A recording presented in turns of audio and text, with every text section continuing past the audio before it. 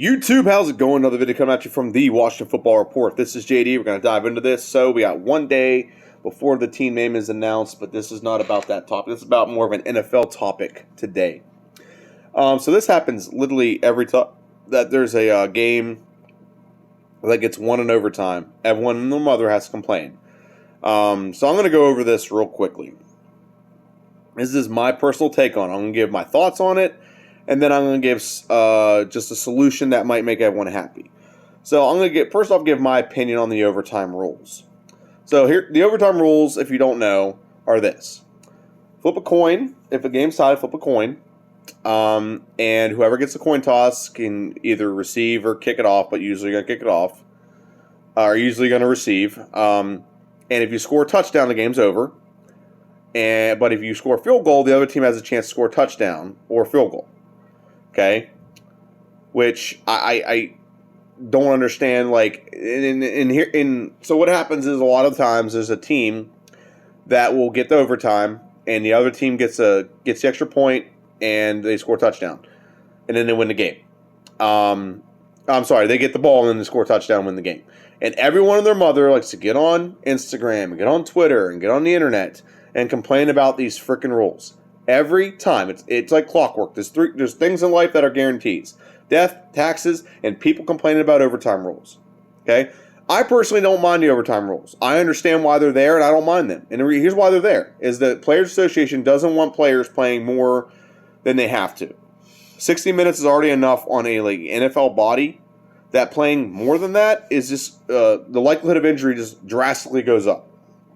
So that is actually agreed upon by the NFL Players Association. It has nothing to do with the NFL itself, but that's what was negotiated for the NFL players. Okay. Now, here's what everyone wants. Why can't both teams have the ball? That's what I hear every time. Well, both teams should. It's not fair. You know what? Here's the answer to that question. If you don't want it to come down to overtime, win it in regulation. Okay. I'll give you an example. The most recent example possible is the two most recent examples of how you don't let the game go to overtime. The Buffalo Bills had a 3-point lead with 13 seconds left. So their decisions led to overtime. Not the fact that nothing was out of their control. It's their decisions. First off, they should have squibbed the kick. That had killed at least a couple seconds. Get down to 10 seconds. Okay, that's the first thing. Second, they decided to play 20 yards off everyone so they can throw two passes for 40-some yards in less than 10 seconds. So that's why they lost the game. It's horrible coaching. It's mismanagement of the situation. And that is why the Buffalo Bills game went to overtime, and the Buffalo Bills, they didn't get the coin toss. And the Chiefs, stepped up in the moment and did it and won the game. So that is them not taking the bull by the horns and getting it done.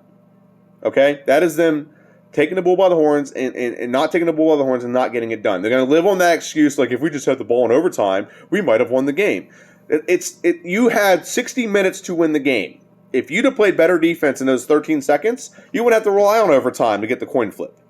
Okay? And this is where my issue with this comes in. Everyone's like, if we just you had 60 minutes. Okay, overtime is to determine a winner. Okay, it's not an extra quarter you get to play. It's just to finish out the game so there's no tie, or at least attempt to. That's why it's only 10 minutes. They don't want games going on for like overtime and overtime and overtime like hockey and basketball. Well, hockey doesn't do that except in the playoffs, but basketball will keep having overtimes till there's a winner. Football, they don't want to keep doing that because the longer you're playing, the likelihood of injury increases. There was a huge statistic that came out years ago when they had 15-minute overtimes. The likelihood of injuries in overtimes was very high because at the point you're most tired, you're most strained, and you're pushing yourself harder when your body is actually starting to needs recovery time, because that's how physically imposing football is on your body. Okay, so you can do what the Bills did and not win the game in overtime, or you can not play defense and let them score in overtime and mope about it all season, or you can do what the Bengals did. The Bengals, first off, they played defense to force overtime because the Chiefs were at a point where they were about to score a touchdown, and they played good defense. They held them to a field goal. They actually almost got a strip sack fumble to win the game, but they played defense to hold them to a field goal, got to overtime. The Chiefs got the ball And what did the Bengals do? Did they sit back like, well, they got the ball, guess they're going to win. They won the coin toss. No. They stopped them on first and second down, and they picked it off on third down like you're supposed to. Defense is a part of the game. And if you play defense, it doesn't matter who the fuck gets the ball first. Pardon my French. I'm getting really passionate about this. So I'm tired of this every time someone wants to complain about overtime rules every time someone wins and the other team, oh, they didn't get the ball. Okay, so let's play your rules out.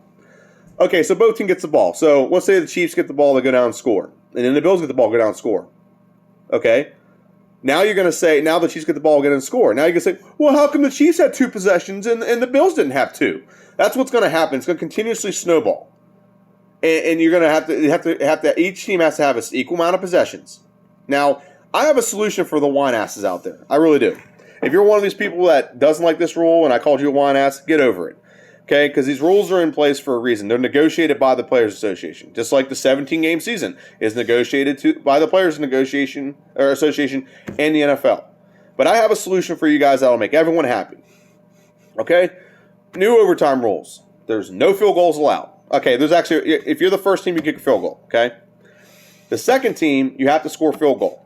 You have to score a touchdown. You can't score a field goal. If you go for a field goal, it's automatic loss. You cannot tie a game. Okay? So, let's say the first team actually gets a touchdown instead of a field goal. Okay? What you have to do next is the other team has to score a touchdown and they must go for 2. Okay? They have to go for 2. That way there's a winner and a loser. Either you're going to get the 2-point conversion and win, or you're going to not get it and lose. And that is going to end the game. Okay? That's all there is to it. You have first team has possession. If they score a touchdown, they get the extra point. The second team just has to go for a touchdown. And if they get the touchdown, they have to go for 2. That'll solve the problem. That means there's a winner and a loser. There's no ties in overtime. And that's the easiest way to do it. If the first team gets a field goal, the second team must score a touchdown. They are not allowed to kick a field goal. Okay, they have to go for a touchdown. They are not allowed to tie in overtime. If you tie in overtime, if you go for a tie in overtime, you automatically lose. That would be my rule on that. Okay, and that's the rule that I would put in place to make everyone happy. And I personally like it the way it is. You know, if you have a chance to play defense, it's not like they're out there running an offensive play and you're just sitting on the sideline with you have no say in the matter. The Bengals proved exactly what you have to do. In that situation, you have to play defense and impose your will and get the ball back, or at least force a 3 and out. Which, if it wasn't a pick, it would have been a 3 and out anyway, because the ball would have been incomplete. Okay, but to make everyone happy, the first team, if they score a touchdown, the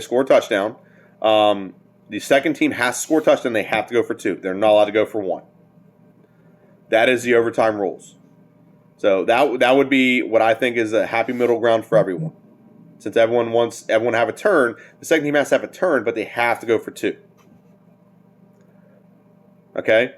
And the first team, if they want to just go for broke and win, they can go for 2 and the game's over.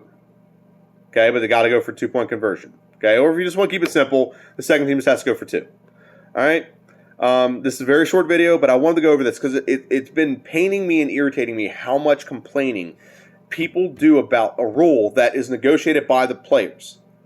Okay, the players agree to any rule change, any drastic rule change they agree to. The way it's made now is agreed to by the Players Association. It used to be a field goal would win in overtime. Now a field goal doesn't win in overtime. A touchdown wins, field goal, the other team gets the ball and has a chance to score another field goal, basically.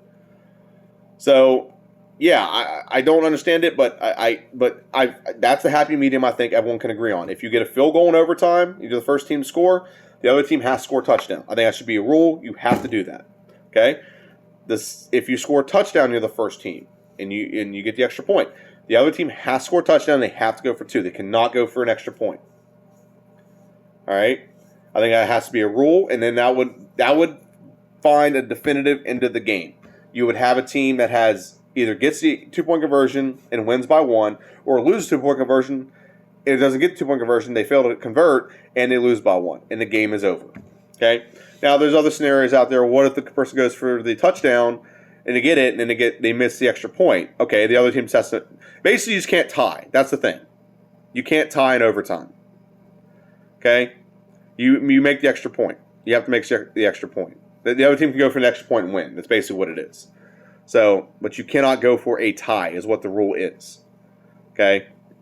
Like, for example, if they get a field goal, you can't go for a field goal and tie in overtime. You have to go for a touchdown. That's the rule. You have to go for a touchdown. Okay? If you get a touchdown and get an extra point, the other team has to go for the win. They can't go for the extra point and tie it up. That's the rule that I would basically impose if both teams are getting a possession. All right? So, all right, that's my video. It's been 10 minutes of me ranting, and that's the solution I have. What is your thoughts on this solution? I actually think this is the best of both worlds. Both teams get a possession, but we also, as fans, know that the second team has the ball, they got to go for broke. They have to go for broke. They can't just sit back, get a touchdown, have to kick the extra point, and now it's even Steven score. All right? Thank you for watching. This has been the Washington Football Report. Hail to the Redskins, and see ya.